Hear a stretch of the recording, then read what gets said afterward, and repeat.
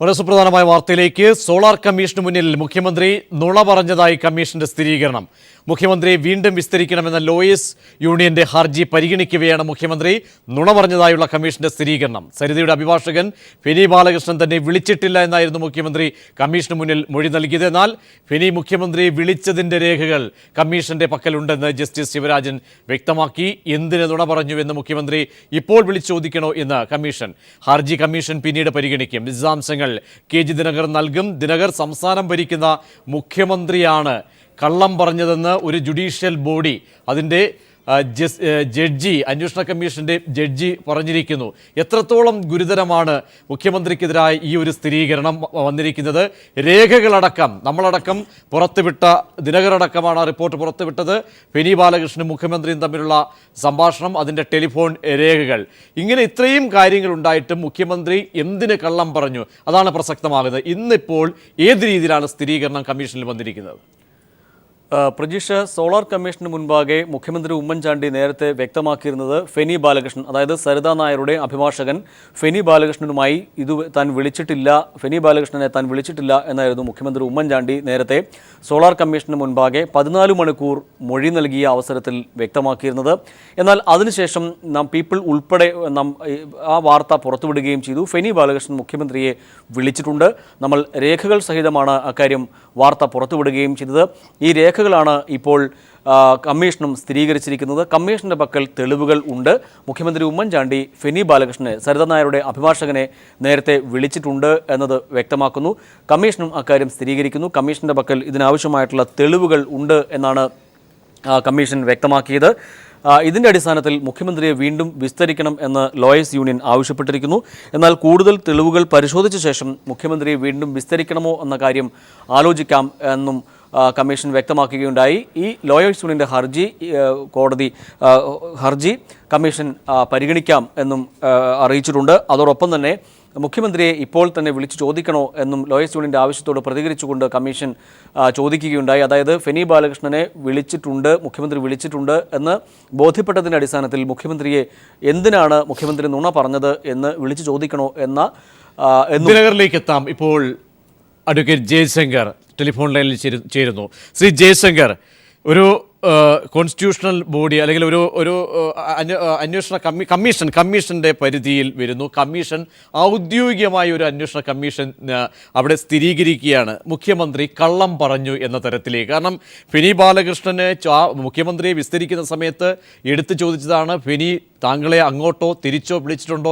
ഇല്ല എന്ന് മുഖ്യമന്ത്രി പറയുന്നു. പക്ഷേ അതിനുശേഷം വന്ന ശാസ്ത്രീയ തെളിവുകളുടെ അടിസ്ഥാനത്തിലാണ് കമ്മീഷൻ ഇങ്ങനെ ഒരു സ്ഥിരീകരണം നടത്തിയിരിക്കുന്നത്. സംസ്ഥാനം ഭരിക്കുന്ന മുഖ്യമന്ത്രി കളവ് പറഞ്ഞിരിക്കുന്നു എന്ന്. എങ്ങനെ കാര്യങ്ങളെ നോക്കി കാണേണ്ടി വരും? ഗൗരവമല്ലേ വിഷയം ഇന്നത്തെ ഈ സ്ഥിരീകരണം?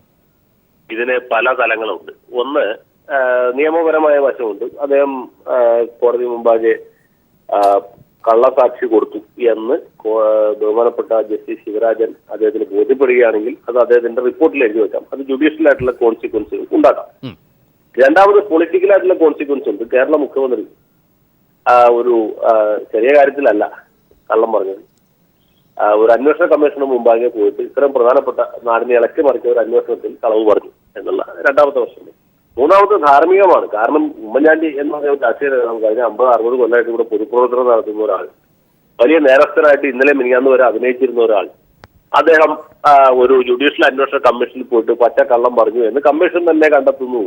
അത് ഈ തെരഞ്ഞെടുപ്പ് അടുത്ത് നിൽക്കുന്ന സമയത്ത് ധാർമ്മികമായിട്ട് ഒരു തിരിച്ചടി ഉണ്ടാകാം. പക്ഷേ എന്നെ സംബന്ധിച്ചുള്ള യാതൊരു അത്ഭുതം തോന്നില്ല. ശ്രീ ഉമ്മൻചാണ്ടി കമ്മീഷൻ മുമ്പാകെ സത്യം പറഞ്ഞു എന്നാണ് കമ്മീഷൻ കണ്ടുപിടിച്ചെങ്കിൽ ഞാൻ ഞെട്ടിപ്പോയത്, ഞാൻ നൽകിപ്പോയത്. കാരണം ഉമ്മൻചാണ്ടിക്ക് സത്യം പറയുന്ന പരിപാടിയില്ല, നമുക്ക് എല്ലാവർക്കും അറിയാവുന്ന കാര്യമില്ല. അദ്ദേഹം നിയമസഭയിലും കള്ളം പറയും. അദ്ദേഹം അസത്യങ്ങളും അർത്ഥസത്യങ്ങളും ചേർത്ത ഒരു കാവ്യ സമാഹാരമാണ് നമ്മുടെ ബഹുമാനപ്പെട്ട മുഖ്യമന്ത്രിയുടെ രാഷ്ട്രീയ ജീവിതം.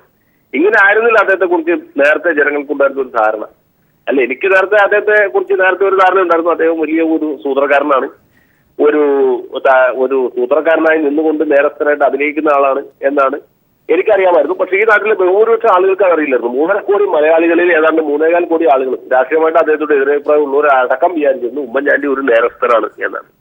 അദ്ദേഹത്തെ അടുത്തറിയാവുന്ന ആളുകൾക്ക് അറിയാം ഇദ്ദേഹം വലിയ സൂത്രകാരനാണ്, സൂത്രപ്പണിയുടെ ആശാനാണ്, കരുണാകരനെയൊക്കെ കവച്ചു വെക്കുന്ന ഒരു രാഷ്ട്രീയ പ്രതിഭ എന്ന് പറയാൻ പറ്റില്ല, ഒരു രാഷ്ട്രീയ വില്ലൻ എന്ന് പറയാം. അങ്ങനത്തെ ഒരാളാണെന്നുള്ളത്. അവിടെയാണ് ശ്രീ ജയശങ്കർ ഇവിടെ നമ്മൾ ചൂണ്ടിക്കാട്ടിയത് 14 മണിക്കൂറോളം അല്ലെങ്കിൽ 12-14 മണിക്കൂറോളം ഞാൻ തുടർച്ചയായി കമ്മീഷന് മുന്നിൽ ഞാൻ ഇരുന്നില്ലേ. മുഖ്യമന്ത്രി ആവർത്തിച്ച് പൊതുജന മധ്യത്തിൽ മാധ്യമങ്ങളോട് പ്രതികരിക്കുന്ന ഒരു കാര്യം. അവിടെ ഇങ്ങനെയാണ് കാര്യങ്ങളെങ്കിൽ ഈ നടത്തിയ പ്രതികരണങ്ങളോ ഈ സമയദൈർഘ്യമോ ഒക്കെ നിഷ്പ്രഭമാണ്. അല്ലെങ്കിൽ ഇതൊക്കെ കമ്മീഷന് എത്രത്തോളം മുഖ്യമന്ത്രി വില കൽപ്പിക്കുന്നു ഈ അന്വേഷണത്തിന് പോലും എന്ന തലത്തിലൊക്കെയുള്ള ചോദ്യങ്ങൾ ഉയരുകയല്ലേ? കമ്മീഷനെ വില കൽപ്പിക്കുന്നതല്ലോ. കേരള മുഖ്യമന്ത്രി ഇതുപോലെ കാലത്തെ കുളിച്ച് കുറിഞ്ഞോട്ട് ഐശ്വര്യമായിട്ട് ഒരു കമ്മീഷനിൽ പോയിട്ട് 14 മണിക്കൂർ നിർത്താതെ കള്ളം പറഞ്ഞു എന്ന് വെച്ചാൽ ചെറിയ കാര്യമാണോ? കരുണാകരൻ ആകെ ചെയ്തത് എന്താണ്? അദ്ദേഹത്തിന്റെ സത്യവാങ്മൂലത്തിൽ സത്യമല്ലാത്ത ഒരു പരാമർശം കടന്നുകൂടി. അപ്പൊ ഹൈക്കോടതിയുടെ പരാമർശം എന്താണെന്ന് വെച്ചാൽ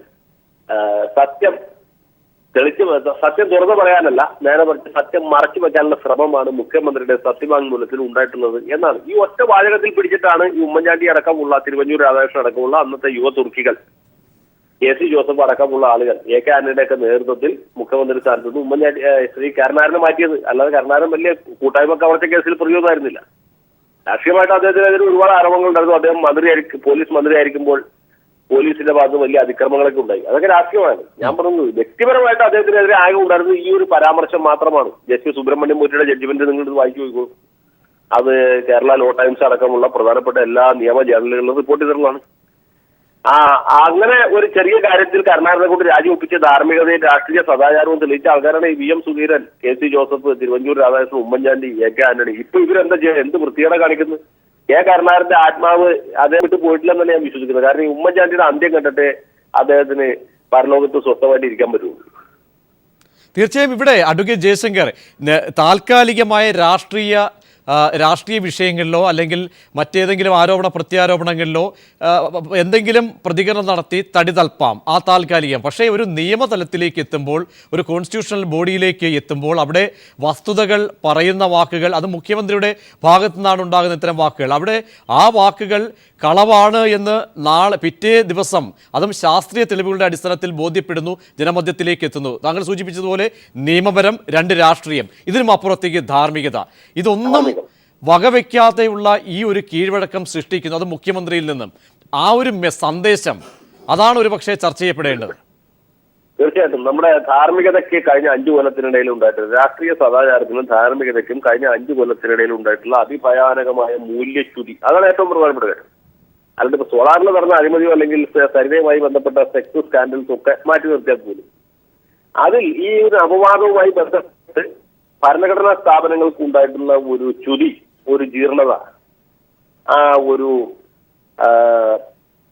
അപജയം എന്ന് പറഞ്ഞാൽ ഭയാനകമാണ്. നമ്മളത് വരും തലമുറകൾ ഞാനും നിങ്ങളും അടക്കമുള്ള ആളുകളെ പറ്റി വളരെയധികം പുച്ഛത്തോടും പരിഹാസത്തോടും കൂടിയിട്ടായിരിക്കും കേരള ചരിത്രം. ഞാൻ നേരത്തെ തന്നെ ഉമ്മൻചാണ്ടി നേരത്തെ മുഖ്യമന്ത്രിയായ സമയത്ത് പറഞ്ഞൊരു വാചകം ആവർത്തിക്കുകയാണ്. ഞാനൊരു മഹാനായോട് പറയല്ല, അന്ന് പറഞ്ഞു ഇപ്പോഴും പ്രസക്തമാണെന്ന് എനിക്ക് തോന്നുന്നു. കാരണം കേരളത്തിൽ കരികാല ചോളൻ മുതൽക്ക് കരിങ്കാലി കരുണാകരൻ വരെ പല ആളുകളും കേരളത്തിൽ ഭരിച്ചിട്ടുണ്ടെങ്കിലും ഈ ഉമ്മൻചാണ്ടിയെ പോലൊരു വഷളൻ ഇതിനു മുമ്പ് ഉണ്ടായിട്ടില്ല എന്നത് അത് ഞാൻ ആവർത്തിക്കുകയാണ്. ഞാൻ പറഞ്ഞത് ആവർത്തന ച്യുതി എന്ന് പറഞ്ഞത് അലങ്കാര ദോഷം ഉണ്ടെങ്കിൽ പോലും ഇതൊരു യാഥാർത്ഥ്യമായിട്ട് നിൽക്കുകയാണ്. കരികാല ചോളൻ എന്ന് പറഞ്ഞ പഴയ ചോള ചക്രവർത്തിയാണ്. അദ്ദേഹത്തിന്റെ കാലം മുതൽക്ക് പിന്നെ കരിങ്കാലി കരുണാകരൻ നമുക്കറിയാമല്ലോ, കരുണാകരൻ, അവരൊക്കെ ഭരിച്ചിട്ടുണ്ട്. ഇവരൊക്കെ പലതരത്തിലുള്ള കൊള്ളതായ്മകൾ ചെയ്തിട്ടുണ്ട്. പക്ഷേ ഉമ്മൻചാണ്ടിയെ തോൽപ്പിക്കാൻ ഞാൻ ഉളുപ്പ് എന്ന വാക്ക് അദ്ദേഹത്തിന്റെ നിഘണ്ടുവിലില്ല. അതല്ലേ കോട്ടയം അക്ഷര നഗരമാണെന്നാണ് പറയുന്നത്. പക്ഷെ ഉമ്മൻചാണ്ടിയുടെ വീട്ടിൽ ഭരിച്ച ശബ്ദധാരാവലിയിൽ ഈ വാക്കില്ല. ഉളുപ്പ്, ചളിപ്പ്, ഇങ്ങനെയുള്ള വാക്കുകളൊന്നുമില്ല. എന്ത് ചെയ്താലും പുള്ളിക്ക് ഭൂഷണമാണ്.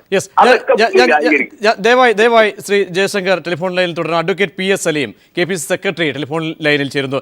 ശ്രീ സലീം, ഇവിടെ അഡ്വക്കേറ്റ് ജയശങ്കർ പറഞ്ഞ പ്രസക്തമായ കാര്യങ്ങൾ ഉണ്ടല്ലോ. ഒന്ന്, നിയമപരമായ തലത്തിൽ, 2 രാഷ്ട്രീയമായ പല തലത്തിലും ഒക്കെ നോക്കിക്കഴിഞ്ഞാൽ ഇവിടെ ഒരു കോൺസ്റ്റിറ്റ്യൂഷണൽ ബോഡി, ഒരു അന്വേഷണ കമ്മീഷന് മുൻപാകെ വന്ന് 14 മണിക്കൂറോളം ഇരുന്നു എന്ന് അവകാശപ്പെടുന്ന മുഖ്യമന്ത്രി അവിടെ പറഞ്ഞ കാര്യങ്ങൾ കളവെന്ന് തെളിയുകയാണ്. അത് ശാസ്ത്രീയ തെളിവുകളുടെ അടിസ്ഥാനത്തിൽ കമ്മീഷന് ബോധ്യപ്പെടുന്നു കളവാണ് മുഖ്യമന്ത്രി പറഞ്ഞതെന്ന്.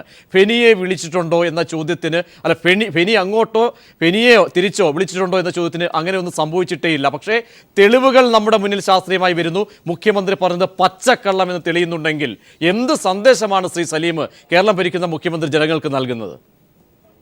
അല്ല, ഒന്ന്, ഈ അഡ്വക്കേറ്റ് ജയശങ്കരോടുള്ള എല്ലാ ബഹുമാനങ്ങളും നിലനിർത്തിക്കൊണ്ട് അദ്ദേഹം ഈ ചർച്ചയിൽ പറഞ്ഞ പദപ്രയോഗങ്ങൾക്ക് ഞാൻ മറുപടി പറയുന്നില്ല. ബഹുമാനായ ഞങ്ങളുടെ പ്രിയങ്കരനായ നേതാവ് ശ്രീ ലീഡർ കെ കരുണാകരനെതിരായി മുഖ്യമന്ത്രിക്കെതിരായി പറഞ്ഞ വാക്കുകൾക്ക് ഒരു മറുപടിയും അർഹിക്കുന്നില്ല.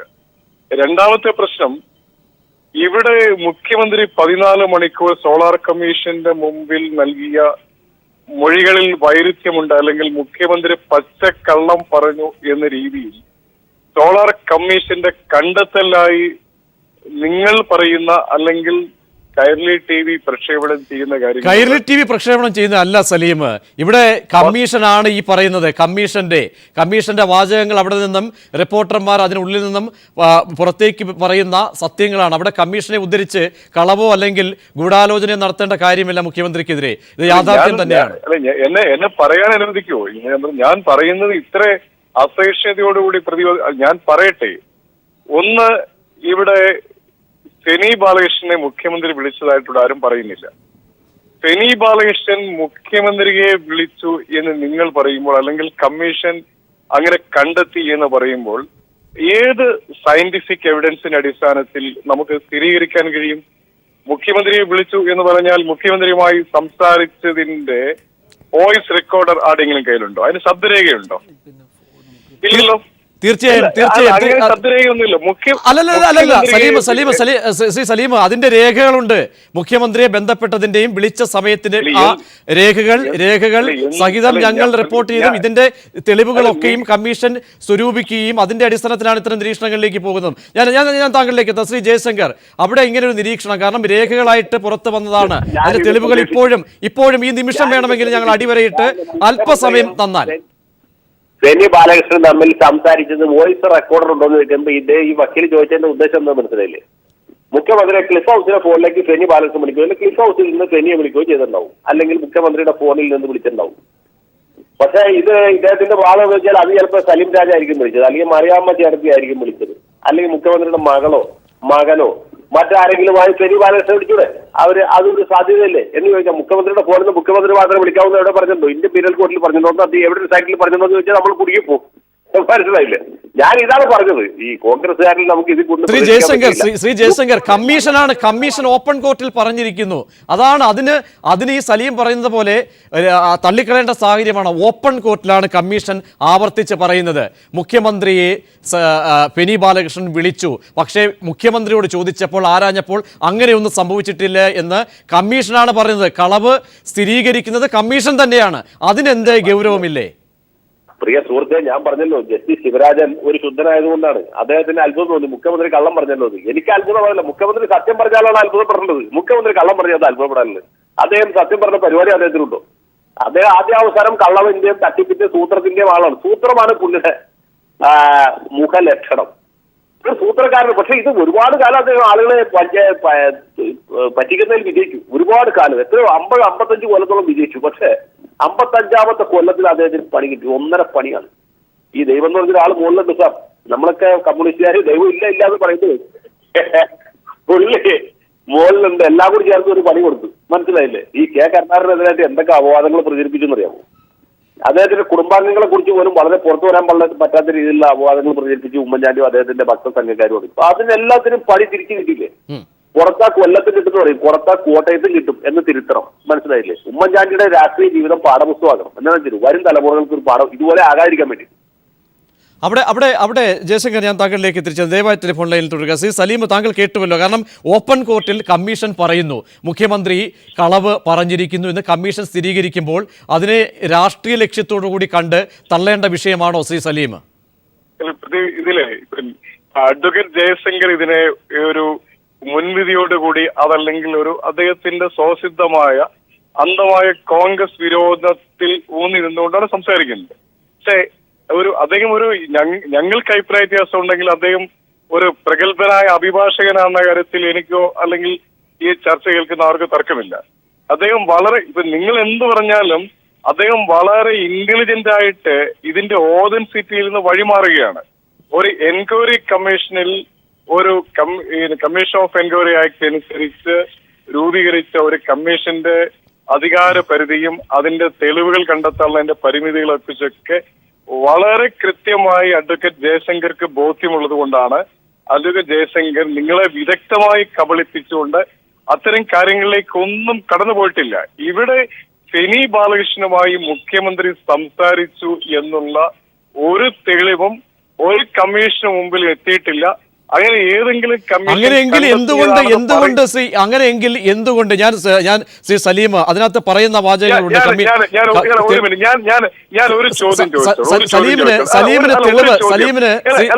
ഞാൻ ഒരു ചോദ്യം ചോദിച്ചോട്ടെ. ഇവിടെ അഡ്വക്കേറ്റ് ജയശങ്കർ ഈ ചർച്ചയിലുണ്ട് എന്ന് ബോധ്യപ്പെട്ടുകൊണ്ട് ഞാനൊരു ചോദ്യം ചോദിക്കുകയാണ്. ഇവിടെ നമ്മുടെ ജസ്റ്റിസ് ശിവരാജൻ സരിതയുടെ കുഞ്ഞിന്റെ പിതാവ് ആരാണ് എന്ന് ഇദ്ദേഹത്തിന്റെ ഈ വിചാരണക്കിടയിൽ ചോദിച്ചിട്ടുണ്ട്. ഇതിന്റെ നിയമം അല്ല, ഇത് എന്ത് പർപ്പസ് ആണ് സെർവ് ചെയ്ത് എന്ന് ആർക്കെങ്കിലും ഇവിടെ ജയശങ്കരെ പോലെ ഒരു വളരെ പ്രഗത്ഭനായ ഒരു അഭിഭാഷകരുണ്ടല്ലോ. കൃത്യമായി ഇത്തരം കാര്യങ്ങളുടെ സാധ്യതകളും അതിന്റെയൊക്കെ എല്ലാ കാര്യങ്ങളും എന്തിനാണ് ഈ സോളാർ കമ്മീഷൻ രൂപീകരിച്ചത്? സോളാർ കമ്മീഷൻ രൂപീകരിച്ചതിന് പർപ്പസ് ഉണ്ട്. ആ പർപ്പസ് സെർവ് ചെയ്യുന്ന എന്തെങ്കിലും കാര്യം നടന്നിട്ടുണ്ടോ? ഇല്ലല്ലോ. പിന്നെ സോളാർ കമ്മീഷന് വിചാരണക്കിടയിൽ ഇങ്ങനെ സരിതയുടെ സ്വകാര്യ കാര്യങ്ങളൊക്കെ ചോദിക്കും. അതൊന്നും താങ്കൾ അതിനപ്പുറത്തേക്ക് വഴിതിരിച്ച് കൊണ്ടുപോകല്ലേ? സലീം ഞാൻ വരാം. ഞാൻ കാരണം വസ്തുതകളായി പറയണം. ഞാൻ താങ്കളിലേക്ക് എത്താം. ശ്രീ ആനത്തലവട്ടം ആനന്ദൻ കൂടി ടെലിഫോൺ ലൈനിൽ ചേരുന്നു. അതിനുശേഷം ഞാൻ ജയശങ്കറിലേക്ക് കൂടി വരാം. അതിന്റെ നിയമപ്രശ്നം സലീം പറഞ്ഞ കാര്യത്തിലെ ശ്രീ ആനത്തലവട്ടം ആനന്ദൻ വ്യക്തമായും കമ്മീഷൻ പറയുകയാണ് മുഖ്യമന്ത്രി ഉമ്മൻചാണ്ടി കളവ് പറഞ്ഞിരിക്കുന്നു. അവിടെ ഫെനി ബാലകൃഷ്ണനെ വിളിച്ചോ അല്ലെങ്കിൽ ഫെനി ബാലകൃഷ്ണൻ താങ്കളുടെ ഫോണിലേക്കോ താങ്കളുമായി ബന്ധപ്പെട്ട എന്തെങ്കിലേക്കോ വിളിച്ചിട്ടുണ്ടോ എന്ന ചോദ്യത്തിന് അങ്ങനെയൊന്നും സംഭവിച്ചിട്ടേയില്ല എന്ന് മുഖ്യമന്ത്രി ആ 14 മണിക്കൂർ ഇരുന്ന വേളയിൽ പറഞ്ഞു. പക്ഷേ പിന്നീട് ഉണ്ടായ തെളിവുകളൊക്കെയും മുഖ്യമന്ത്രിക്ക് എതിരാണ് എന്ന് കമ്മീഷൻ പറയണമെങ്കിൽ ഗൗരവമല്ലേ? അതോ സലീം പറയുന്നത് പോലെ രാഷ്ട്രീയമാണ്, സാങ്കേതികത്വങ്ങളൊക്കെ പറഞ്ഞ് തള്ളേണ്ട വിഷയമാണോ? ഈ സലീം പറയുന്ന സാങ്കേതികത്വം എനിക്ക് മനസ്സിലാകാത്തത്, ഈ സരിത അവരെ ഒരു വിശ്വസിക്കാൻ കൊള്ളാവുന്ന കക്ഷിയല്ല, കുറെ കേസിലെ പ്രതിയാണ്, ആളുടെ ചീറ്റ് ചെയ്തവളാണ് എന്നൊക്കെ പറഞ്ഞാണല്ലോ കോൺഗ്രസിന്റെ ആളുകൾ ഈ സോളാർ തട്ടിപ്പിനെ ഗവൺമെന്റിനെ രക്ഷിക്കാൻ നിൽക്കുന്നത്. ഇപ്പൊ സലീം പറയുകയാണ് അവരുടെ സരിതയുടെ കുഞ്ഞിനെ കുറിച്ച് കമ്മീഷൻ ചോദിച്ചത് എന്തിനാണ്, അതെന്താണ് പ്രസക്തി? ഈ പറയുന്നത് പോലെ ഇവർ ഉയർത്തിയ ആക്ഷേപങ്ങളിലൊക്കെ വല്ല കഴമ്പുമുണ്ടോ എന്നറിയാൻ കമ്മീഷൻ ചോദിക്കുന്നതായിരിക്കും. നിങ്ങൾ ഈ സരിതയെക്കുറിച്ച് ഇതേപോലെ ആക്ഷേപങ്ങളൊക്കെ പറഞ്ഞ് ആണല്ലോ ഇത് ഒരു കള്ളക്കേസാണെന്ന് വരുത്താനായിട്ട് ശ്രമിക്കുന്നത്. എന്നാൽ കമ്മീഷനും ചോദിച്ചാൽ അത് തന്നെയാണ്. കമ്മീഷൻ ഇവരുടെ ലൈഫ് ഹിസ്റ്ററി എങ്ങനെയാണെന്ന് ചോദിച്ചാൽ അതെന്താ അപാകതയുള്ളത്? നേരായ മാർഗത്തിലുള്ളതാണോ അല്ലാതെ മാർഗത്തിലുള്ളതാണോ എന്നൊക്കെ പറയുന്നത് നിങ്ങൾക്ക് സഹായമാണല്ലേ അങ്ങനെ ചോദിക്കുന്നത്? ഇവിടെ പ്രസക്തമായ ഒരു കാര്യം, ഈ ഉമ്മൻചാണ്ടി കണ്ടില്ലെന്ന് പറഞ്ഞ ഫെനി ബാലകൃഷ്ണൻ കമ്മീഷൻ മുമ്പിൽ വന്ന് ഞാൻ മുഖ്യമന്ത്രി കണ്ടു എന്ന് പറയുന്നു. ഇതാണ് പ്രസക്തമായ കാര്യം. അവിടെ ആരാണ് കളവ് ആരാണ് കളവ് പറഞ്ഞത്? കളവ് പറഞ്ഞതിനെ സംബന്ധിച്ചിടത്തോളം ഇനി നിങ്ങൾ പറയും ഫെനി ബാലകൃഷ്ണൻ ഒരു ഫ്രാഡാണ്, അയാൾ പറയുന്നതിനെ എങ്ങനെ വിശ്വസിക്കും? മുഖ്യമന്ത്രി ഒരു ജെന്റിൽമാനാണ്, മുഖ്യമന്ത്രി പറയുന്നതല്ലേ വിശ്വസിക്കണ്ടേ? ജെന്റിൽമാൻ ആരാണ്, ഫ്രാഡ് ആരാണെന്ന് തെളിവുകളുടെ അടിസ്ഥാനത്തിൽ കമ്മീഷൻ വേണ്ടി പറയാൻ. ഈ കമ്മീഷൻ ഉമ്മൻചാണ്ടി നിയോഗിച്ച കമ്മീഷനാണ്, ഇടതുപക്ഷം വേണ്ടി നിയോഗിച്ച കമ്മീഷനല്ല. ആ കമ്മീഷന് മുമ്പിൽ വന്ന വിചാരണയും തെളിവെടുപ്പുകളും ഒക്കെ തന്നെ ഇനി കമ്മീഷന് എന്ത് ഫൈനൽ റിപ്പോർട്ട് എഴുതിയാലും ശരി, ഇപ്പൊ ജനങ്ങളുടെ മുമ്പിൽ ഈ മുഖ്യമന്ത്രിയും അതുപോലെ അദ്ദേഹത്തിന്റെ കൂട്ടുകാരായ ആളുകളും അദ്ദേഹത്തിന്റെ സ്റ്റാഫും എല്ലാം ഈ വലിയ തട്ടിപ്പ് കേസിൽ പങ്കുപറ്റിയവരാണ് എന്ന് ജനങ്ങൾക്ക് ബോധ്യമായിട്ടുണ്ട്. ശ്രീ ആനത്തലവട്ടം ആനന്ദൻ, നമുക്ക് വളച്ചുകെട്ടില്ലാതെ നമുക്ക് വസ്തുതയിലേക്ക് വന്നാൽ ഫെനി മുഖ്യമന്ത്രിയെ വിളിച്ചതിന്റെ രേഖകൾ ഇവിടെയുണ്ട് എന്ന് കമ്മീഷൻ പറഞ്ഞത് ഗൗരവമാണോ അല്ലയോ? അതാണ് ഞാൻ വീണ്ടും എടുത്ത് പറയുന്നത്. ഫെനി മുഖ്യമന്ത്രിയെ വിളിച്ചതിന്റെ രേഖകൾ ഇവിടെയുണ്ടെന്ന് കമ്മീഷൻ പറയുന്നു, അതും ഓപ്പൺ കോർട്ടിൽ. അല്ലെ, കമ്മീഷൻ എന്ത് പറയുമെന്നുള്ളതല്ല, രേഖകൾ ഉണ്ടെന്ന് കമ്മീഷന് ബോധ്യമായത് ഇപ്പൊ ജനങ്ങൾക്ക് മനസ്സിലായല്ലോ. ഉപരക്ഷാധികാരികളും കൊടുക്കും. ജനങ്ങൾക്ക് മനസ്സിലായല്ലോ കമ്മീഷൻ വിളിച്ചതിന്റെ ഉമ്മൻചാണ്ടിയെ വിളിച്ചതിന്റെയോ ബാലകൃഷ്ണൻ ഉമ്മൻചാണ്ടി വിളിച്ചതിന്റെയോ രേഖകൾ തന്റെ മുമ്പിലുണ്ടെന്ന് പറഞ്ഞാൽ ഉമ്മൻചാണ്ടി പറഞ്ഞ കളവാണെന്ന് വന്നില്ലേ? അതിനെ സംബന്ധിച്ച് ഒരു ഫൈൻഡിങ് കൊണ്ടുവരേണ്ട കമ്മീഷനാണ്. അദ്ദേഹത്തിന്റെ ഫൈൻഡിങ് വരെ നമുക്ക് കാത്തിരിക്കാം. തീർച്ചയായും താങ്കൾ ശ്രീ ജയശങ്കർ താങ്കൾ ടെലിഫോൺ ലൈനിലുണ്ടല്ലോ. ശ്രീ ജയശങ്കർ, വെറുതെ ഒരു കമ്മീഷന് ഇങ്ങനെ അടിസ്ഥാനരഹിതമായ ഒരു സ്റ്റാൻഡിലേക്ക് പോകേണ്ട സാഹചര്യം ഉണ്ടോ നേരത്തെ? അതോ സരിതയുടെ കുട്ടിയുടെ അച്ഛൻ ആരാണ് എന്ന ചോദ്യം അത്തരം സാങ്കേതികത്വങ്ങൾ പറഞ്ഞുകൊണ്ട് അതിനെ ആ രീതിയിൽ താരതമ്യം ചെയ്തുകൊണ്ട് തള്ളേണ്ട വിഷയമാണോ? സലീം പറഞ്ഞതുപോലെ ഇതിൽ ഒരു പ്രാധാന്യം എത്രത്തോളം കൈവരുന്നു? അത് അദ്ദേഹം പറഞ്ഞതിൽ ആ രീതിയിലല്ല. അത് പെട്ടെന്ന് ആര് കേട്ടാലും വിഷമം തോന്നും. കാരണം സരിതയോട് കമ്മീഷൻ ചോദിക്കുന്നു കുട്ടിയുടെ അച്ഛൻ ആരാണ് എന്ന് ചോദിക്കുന്ന ഒരു ഒറ്റ കേൾവിയിൽ മര്യാദയില്ലാത്തൊരു ചോദ്യമായിട്ട് തോന്നും. അത് കമ്മീഷൻ ചോദിച്ചാലും മര്യാദയില്ലാത്തതാണ്. പക്ഷെ അതിന്റെ ഒരു കോണ്ടക്സ്റ്റ് നമ്മൾ മനസ്സിലാക്കണം. സരിത മൊഴി കൊടുക്കുകയാണ് കമ്മീഷന്റെ മുമ്പിൽ.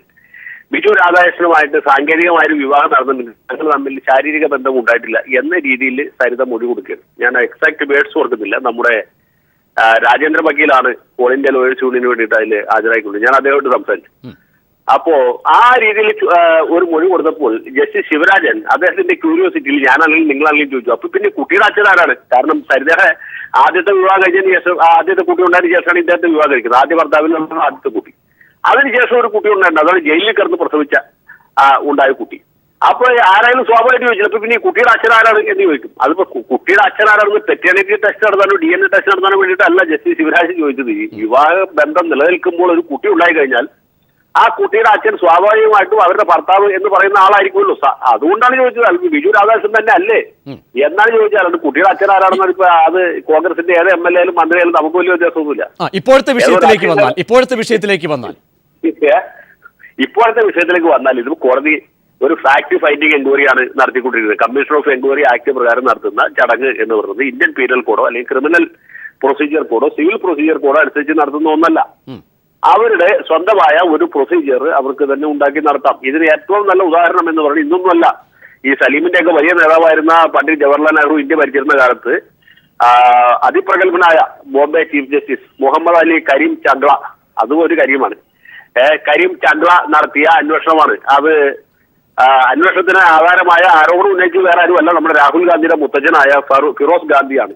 LICയിലെ തട്ടിപ്പ്, മുണ്ട്ര അപവാദം എന്ന് പറയും. മുണ്ട്ര എന്ന് പറഞ്ഞ ഒരു സാഹസികൻ നടത്തിയ തട്ടിപ്പുകളെ കുറിച്ചിട്ട് യശസ്വരീരനായ ഫിറോസ് ഗാന്ധി പാർലമെന്റിൽ ആരോപണം ഉന്നയിക്കും. പണ്ഡിറ്റ് ജവഹർലാൽ നെഹ്റു അത് അന്വേഷണ കമ്മീഷൻ അയക്കുകയും പ്രഗത്ഭനായ മുഹമ്മദ് അലി കരീം ചാംഗ്ല ബോംബെ ചീഫ് ജസ്റ്റിസ് അതിനെ കുറിച്ച് അന്വേഷിക്കുകയും അദ്ദേഹം ഈ ഏതാണ്ട് ഇതുപോലത്തെ പ്രൊസീജിയർ തന്നെയാണ് നടത്തിയത്. അവസാനം ആ റിപ്പോർട്ടിന്റെ അടിസ്ഥാനത്തിൽ അന്നത്തെ ധനകാര്യമന്ത്രിയായിരുന്ന TT കൃഷ്ണമാചാരി രാജിവെക്കേണ്ടതായിട്ട് വരികയും ചെയ്തു. നെഹ്റുവിന് വലിയ മനസ്താപം ഉണ്ടാക്കിയ കാര്യമാണ്. കാരണം കൃഷ്ണമാചാരി അദ്ദേഹത്തിന്റെ വലങ്കൈയായിരുന്നു, അദ്ദേഹത്തെ കൊണ്ട് രാജിവെപ്പിക്കേണ്ടതായിട്ട് വന്നു. അങ്ങനെ അന്വേഷണ കമ്മീഷന്റെ വലിയ വിപുലമായ അധികാരങ്ങളുള്ളത്. ഫാക്ട് ഫൈൻഡിങ് എൻക്വയറിയാണ്. ഹലോ, പറഞ്ഞോളൂ. അല്ല, ഇങ്ങനെയൊക്കെ ഒരുപാട് ചരിത്രങ്ങൾ നമ്മുടെ നാട്ടിൽ ഉണ്ടായിട്ടുണ്ടെന്ന് പറഞ്ഞാണ്. ഇപ്പൊ കമ്മീഷനെ സംബന്ധിച്ചിടത്തോളം എനിക്ക് ഇദ്ദേഹത്തെ വ്യക്തിപരമായിട്ട് അറിയാം. ജസ്റ്റിസ് ശിവരാജൻ എന്തെങ്കിലും രാഷ്ട്രീയമുള്ള ആളല്ല. അദ്ദേഹം ഒരു വളരെ നിർദോഷിയായ ഒരു മനുഷ്യരാണ്. അല്ല, ഞാൻ പറഞ്ഞ ഇന്നത്തെ ഈ വാചകങ്ങൾ ഓപ്പൺ കോർട്ടിൽ പറഞ്ഞ ഈ ഒരു പറച്ചിൽ അവിടെ തെളിയുന്നത് ശ്രീ ജയശങ്കർ മുഖ്യമന്ത്രിയുടെ ഇരട്ടത്താപ്പാണ്, അല്ലെങ്കിൽ കളവ് പറയുന്ന ഒരു മുഖ്യമന്ത്രിയായി കേരളം ചിത്രീകരിക്കപ്പെടുന്നു. അതും ഒരു കമ്മീഷൻ ഇങ്ങനെ ഇനിയും മുഖ്യമന്ത്രിയെ കേൾക്കേണ്ട ഒരു സാഹചര്യത്തിലേക്ക് വരുന്നുണ്ട്. അപ്പോഴത്തേക്ക് കാര്യങ്ങൾ കൂടുതൽ സങ്കീർണമാകും. ഈ സാഹചര്യത്തിൽ ഇന്നിപ്പോൾ ഇങ്ങനെ ഒരു ഫൈൻഡിങ് വന്നത് അതിന് പ്രാധാന്യമുണ്ടോ, ഗൗരവമുണ്ടോ? അതാണ് ചോദ്യം. സലീം പറയുന്നത്, താങ്കളടക്കം ചൂണ്ടിക്കാട്ടുന്നത് അതിലേക്ക് അഗാധമായി വരുന്നില്ല എന്നൊരു പരാതിയാണ് സലീം പ്രകടിപ്പിക്കുന്നത്. അതെ, ഞാൻ പറഞ്ഞത് ഇപ്പോ ഇന്നിപ്പോ നടത്തിയ പരാമർശം വാക്കാൽ പരാമർശമാണ്. അത് റിപ്പോർട്ടിന്റെ ഭാഗമായി വന്നാൽ അതിന് മറ്റേ രീതിയിൽ നിയമപരമായ ബൈൻഡിങ് ഫോഴ്സ് ഉള്ളൂ എന്നായിരിക്കും ശ്രീ സലീം ഇവിടെ പറയാൻ ഉദ്ദേശിച്ചതെന്ന് എനിക്ക് തോന്നുന്നു. ഏതായാലും ഞാനൊരു പ്രഗത്ഭനായ അഭിഭാഷകനാണെന്ന് പറഞ്ഞതിൽ എനിക്ക് അദ്ദേഹത്തിന് വലിയ നന്ദിയുണ്ട്. നമ്മുടെ കക്ഷികളാരെങ്കിലും ഇത് കേൾക്കണമെന്ന് അറിയില്ല. കേട്ടെങ്കിൽ അത് കണക്കാക്കിയിട്ട് ഫീസ് കൂടുതൽ ചോദിക്കായിരുന്നു. ഈ നട്ടുച്ച സമയത്തായിട്ട് അധികം ആൾക്കാർ കേൾക്കേണ്ടത്. സലീം അവസാനമായി മറുപടി. കാരണം എന്തായാലും ഒരു തെറ്റായ ഒരു സന്ദേശം ജനങ്ങളിലേക്ക് പോകുന്നു. അത് കമ്മീഷൻ ഓപ്പൺ കോർട്ടിൽ നിന്നാണ്. അതിനെ ചെറുതായി കാണുന്നത്. പ്രദീപ്, അങ്ങനെ ഒരു തെറ്റായ സന്ദേശം ഇല്ല. അത് ഇപ്പം ഒരു കാര്യം വളരെ കൃത്യമാണല്ലോ. ഇവിടെ അഡ്വക്കേറ്റ് ജയശങ്കരനെ സംബന്ധിച്ചല്ലോ, ഒരു നിർദോഷിയായ ഒരാളെ ഒരു വളരെ നിഷ്പക്ഷമായ ഒരു അന്വേഷണം നടത്താൻ UDF ഗവൺമെന്റ് നിയമിച്ചു എന്നുള്ള ഒരു റെഫറൻസ് ഇവിടെ വന്നതിന് പ്രത്യേകം നന്ദിയുണ്ട്. ഞങ്ങള് ഈ സോളാർ കമ്മീഷൻ വളരെ നിഷ്പക്ഷമായി അന്വേഷിക്കുന്നു. ആ നിഷ്പക്ഷമായ അന്വേഷണത്തിന്റെ ഭാഗമായിട്ട് വരുന്നു ഓപ്പൺ കോർട്ടിൽ ഇത്തരം ഫൈൻഡിങ്ങുകൾ. അതിന് ഈ ഓപ്പൺ അതാണ് ഞാനിതെല്ലാം അഡ്വക്കേറ്റ് ജയശങ്കറിനെ വിട്ടത്. ഞാൻ പറഞ്ഞു, അദ്ദേഹം രാഷ്ട്രീയം പറയുമ്പോൾ ഞങ്ങൾക്കെതിരായി പറയും, പക്ഷെ നിയമപരമായ കാര്യങ്ങൾ പറയുമ്പോൾ എനിക്ക് വളരെ കൃത്യമായി ബോധ്യമുള്ളതുകൊണ്ടാണ് ഞാനത് അദ്ദേഹത്തിന്റെ പ്രാഗൽഭ്യത്തെ കുറിച്ച് പറഞ്ഞ ആ ഒരു ഇതല്ല. വളരെ എനിക്ക് എന്തായാലും ഒരു നിയമ വിദഗ്ധന് അത്തരം കാര്യങ്ങളിൽ ഒരിക്കലും എന്ത് രാഷ്ട്രീയം ഉണ്ടെങ്കിലും എന്ത് മുൻവിധികൾ ഉണ്ടെങ്കിലും ഇത്തരം കാര്യങ്ങളെ കുറിച്ച് കൃത്യമായ അഭിപ്രായം പറയുമെന്ന് അറിയാവുന്നതുകൊണ്ട് തന്നെയാണ് ഞാൻ ആ രീതിയിൽ സംസാരിച്ചത്. ശ്രീ സലീം, ഒരു കാര്യം ഞാൻ ചോദിച്ചോട്ടെ, ഫെനി മുഖ്യമന്ത്രിയെ വിളിച്ചിട്ടില്ല എന്ന സ്റ്റാൻഡ് താങ്കൾ ഇപ്പോഴും ആവർത്തിക്കുന്നു. ഇതിൽ നമ്മൾ എത്രയോ വട്ടം ചർച്ച ചെയ്തതാണ്. മുഖ്യമന്ത്രിയുടെ ഞാൻ തെളിവ് തന്നാൽ ശ്രീ സലീം തെളിവ് തന്നാൽ ഞാൻ ഒറ്റ ചോദ്യം ഒറ്റ ചോദ്യം ഒറ്റ ഉത്തരം, നമുക്ക് സമയക്കുറവുള്ളത് കൊണ്ട്. ഫെനി മുഖ്യമന്ത്രിയെ വിളിച്ചിട്ടില്ല. അല്ല, ഫെനി മുഖ്യമന്ത്രിയെ വിളിച്ചിട്ടുണ്ടോ ഇല്ലയോ? അല്ല, ഞാൻ ഫെനി മുഖ്യമന്ത്രിയെ വിളിച്ചിട്ടില്ല എന്നുള്ള മുഖ്യമന്ത്രിയുടെ വാദം വളരെ കൃത്യമാണ്. ഞാൻ തെളിവ് തന്നാൽ വിളിച്ചിട്ടുണ്ട് എന്ന് സലീം വിളിച്ചിട്ടുണ്ട് എന്ന് ഞാൻ തെളിവ് തന്നാൽ, അല്ല നിങ്ങൾ അതാണ് ഞാൻ നിങ്ങളുടെ സർക്കാരാണ് ഭരിക്കുന്നത്, എല്ലാ സോഴ്സുകളും ഉണ്ട്. നമ്മൾ ഹാജരാക്കുന്ന രേഖകളുടെ ഓതന്റിസിറ്റി പരിശോധിക്കാൻ, ക്രെഡിബിലിറ്റി പരിശോധിക്കാനുള്ള എല്ലാ സംവിധാനവും നിങ്ങൾക്കുണ്ട്. ഞാൻ രേഖകൾ തന്നാൽ അല്ല നിങ്ങൾ രേഖകൾ തരണമല്ലോ. ഇതൊരു തെരഞ്ഞെടുപ്പ് കാലമാണ്. നമ്മൾ ഒരു വസ്തുതയെക്കുറിച്ച് പരാമർശിക്കുമ്പോൾ അതിന് ഒരു ആധികാരികത ഉണ്ടാവണം. മുഖ്യമന്ത്രിയുടെ ഓഫീസിലേക്കോ ക്ലിഫ് ഹൗസിലേക്കോ വിളിച്ചു എന്ന് പറഞ്ഞാൽ മുഖ്യമന്ത്രിയുമായി സംസാരിച്ചു എന്നുള്ള ഒരു നിഗമനത്തിൽ എത്തിച്ചേർന്ന് അങ്ങനെ ഒരു വാദം ഉന്നയിക്കുന്നത് അംഗീകരിക്കാൻ കഴിയില്ല. ഫെനി ബാലകൃഷ്ണൻ മുഖ്യമന്ത്രിയുമായി സംസാരിച്ചിട്ടില്ല എന്ന് സംസാരിച്ചതിന്റെ തെളിവുകൾ തന്നെ റിപ്പോർട്ട് ചെയ്യപ്പെട്ടതാണ്. അതിന്റെ രേഖകൾ, ടെലിഫോൺ രേഖകളാണ് ശ്രീ സലീം കഴിഞ്ഞ ഒരാഴ്ച മുമ്പ് മുഖ്യമന്ത്രിയുടെ ഫോണിലേക്ക് 2 തവണ വിളിച്ചതിൻ്റെയും പിന്നെ മുഖ്യമന്ത്രിയുടെ പൊളിറ്റിക്കൽ സെക്രട്ടറി അടക്കമുള്ളവരെ വിളിച്ചതിൻ്റെയും ഒക്കെ തന്നെ രേഖകൾ നമ്മൾ തന്നെ റിപ്പോർട്ട് ചെയ്യപ്പെട്ടതാണ്. എന്തായാലും സമയക്കുറവുള്ളത് കൊണ്ട് മാത്രമാണ് താങ്കൾ ഈ ചർച്ചകൾ എന്തായാലും തുടരേണ്ട സാഹചര്യമുണ്ട്. പ്രതികരിച്ചതിന് സലീമും ഒപ്പം ആനത്തലവട്ടമാനന്ദൻ, അഡ്വക്കേറ്റ് ജയശങ്കർ. മുഖ്യമന്ത്രി കളവ് പറയുന്നതായി സ്ഥിരീകരണം സോളാർ കമ്മീഷന്റെ ഓപ്പൺ കോർട്ടിൽ തന്നെ ഉണ്ടായിരിക്കുന്നു. ആ വാർത്തയുടെ വിശദാംശങ്ങളാണ് KG ദിനകർ നൽകിയത്.